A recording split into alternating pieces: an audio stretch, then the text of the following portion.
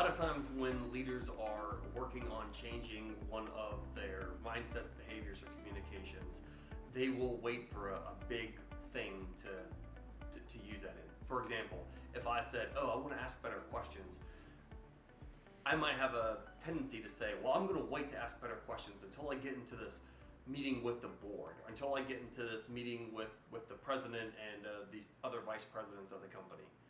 In reality, that's a backwards approach. What oftentimes people think of is, well, I want to have this impact, and they think about their ability to change a situation. Here's the reality. You're not going to have an impact unless you build skill. So you don't want to practice building skill in really important situations where if you do something and it goes sideways or it gets off a little bit, where the impact is also going to be really huge. So remember to practice on a day-to-day basis. So if you say, oh, I want to ask better questions, don't wait for some big meeting. Start practicing better questions right away.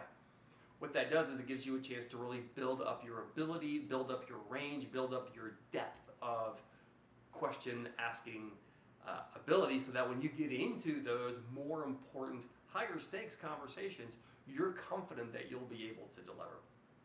Here's another way to look at this. If anyone's a baseball fan, and I'll be honest, I am not, if anyone's a baseball fan, you probably know that people often focus on home runs. Oh yeah, home runs are cool. Yeah, they're sexy, they're exciting, it's a lot of fun, it's a neat statistic. It's also, statistically, not nearly as important as base hits. So oftentimes we think about, I want to have this big impact at this meeting, and what we do is we skip the day-to-day exchanges, those day-to-day interactions where we could be doing things differently and having a much better and a much more deliberate effect with our actions every single day. So focus on the day-to-day, give that a shot, and